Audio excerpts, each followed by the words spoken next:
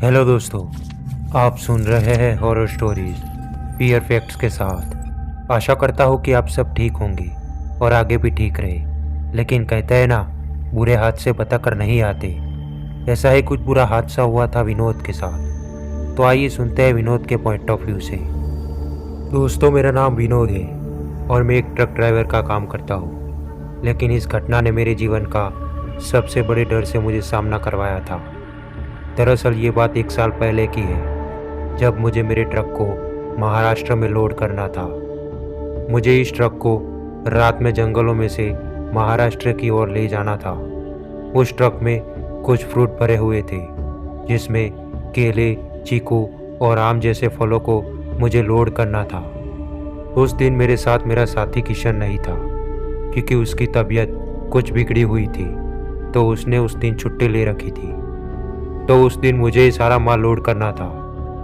तकरीबन शाम को 6 बजे मैं घर से खाना वाना खाकर मैं अपने शेड के पास पहुंच जाता हूं। वहां मैंने देखा कि ट्रक फलों से पूरा भर गया था और वो लोग मेरे आने का ही इंतज़ार कर रहे थे।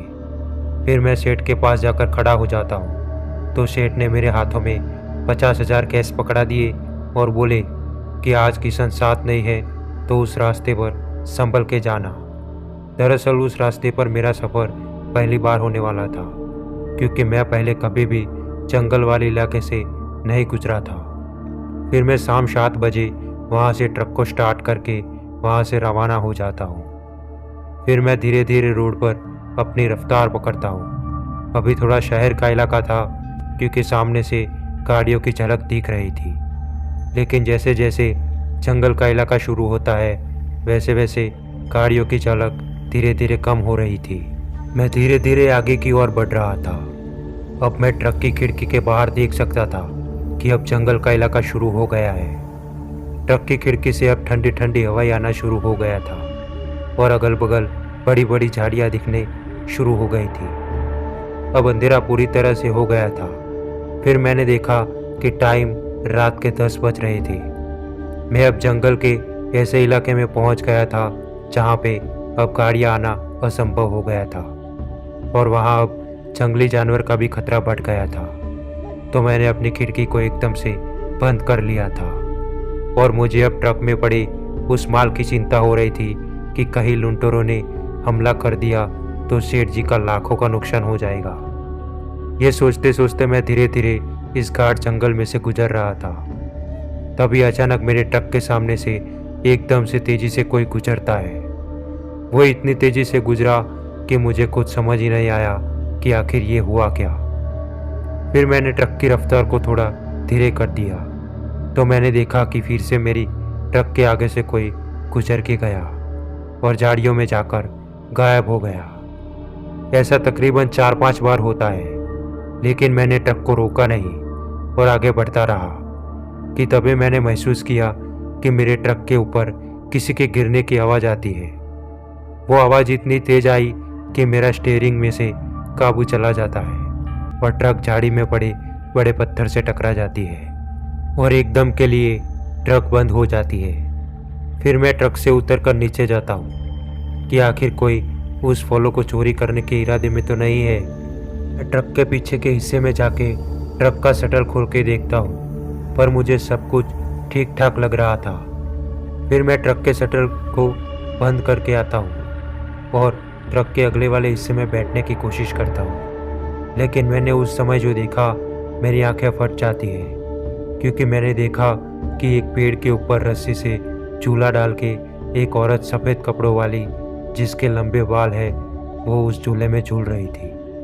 ये दृश्य इतना भयानक था कि ये दृश्य अगर कोई कमज़ोर दिल वाला देख ले तो उसकी मौत पक्की थी। फिर मैं धीरे धीरे आगे बढ़ता हूँ, तो एकदम से वो औरत झूले से उतरकर मेरी ओर आती है। उस भयानक औरत को मेरी ओर आता हुआ देख मैं एकदम से घबरा जाता हूँ और सदमे में चला जाता हूँ और मैं मेरी जगह से हिल भी नहीं पाया था और एक नज़र से उस चुड़ैल को देखता ही रहता हूँ। मुझे पता ही नहीं चला कि वो चुड़ैल कब मेरे पास आ गई। जब वो मेरे पास आई तो मुझे उसका चेहरा दिखा। वो चेहरा एकदम भयानक दिख रहा था। उसकी आंखें खून से भरी हुई थी और उसके चेहरे पर कोई हथियार के वार थे।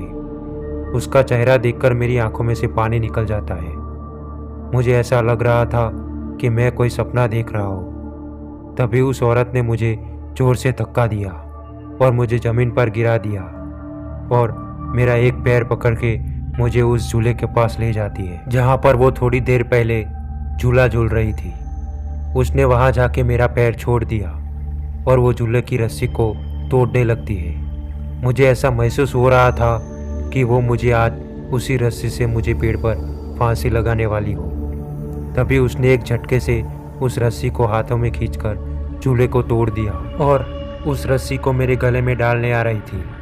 तभी मैं एकदम से भागने की कोशिश करता हूँ। तभी वो औरत मेरे पीछे भागने लगती है और मेरे पीठ पर नाखूनों से वार करती है। मेरी पीठ उसके नाखूनों के वार से घायल हो जाती है, लेकिन मैं पीछे मुड़े बिना ही दौड़ता रहता हूँ। मैं इतनी तेज़ दौड़ा कि मैं थोड़ी देर में ही एक हाईवे के सड़क पर आ जाता हूँ। मैंने वहाँ एक मंदिर देखा, लेकिन वो मंदिर का छोटा सा गेट था, वो बंद पड़ा था।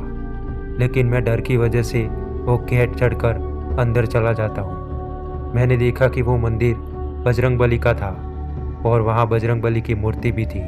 मैं बजरंगबली की मूर्ति के पैरों में बैठ गया और ज़ोर ज़ोर से हनुमान चालीसा बोलने लगा। उस औरत ने मंदिर से कुछ दूर अपना साया दिखाना शुरू कर दिया। वो मंदिर के नज़दीक नहीं आ पा रही थी। फिर थोड़ी देर बाद वो औरत अचानक गायब हो जाती है। मेरी थोड़ी देर बाद आंख लग जाती है और मैं कब बजरंगबली के मंदिर में सो गया मुझे पता ही नहीं चला। फिर मेरी आंख खुली तो मैंने देखा मंदिर का पुजारी और एक आदमी मुझे पानी छिड़क कर उठाने की कोशिश कर रहे थे। मेरे होश में आते ही उन्होंने मुझे तुरंत पूछा कि तुम कौन हो और यहाँ क्यों सोए हो। तभी मैंने पूरी बात उस पंडित और वो आदमी को बताई तो उस पुजारी ने कहा कि वो औरत इस इलाके में मंडराती है और वहाँ से रात में गुजरने वाले लोगों को मौत के घाट उतारती है, इसलिए यहाँ पर ये मंदिर बनाना पड़ा है। पुजारी की ये बात सुनकर मैं वहीं रो पड़ा और भगवान का शुक्रिया कहने लगा।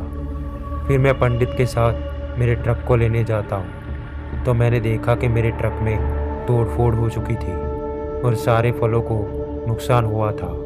फिर मैंने ये बात मेरे सेठ को बताई, लेकिन उसने मेरा विश्वास नहीं किया और मुझे अपनी नौकरी में से निकाल दिया।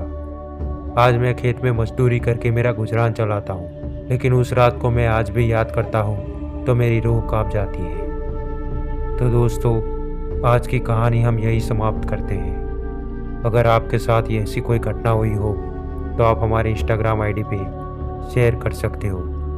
तब तक के लिए चैनल को सब्सक्राइब कर देना ताकि हमारे वीडियोस आपको सतर्क करते रहे। धन्यवाद।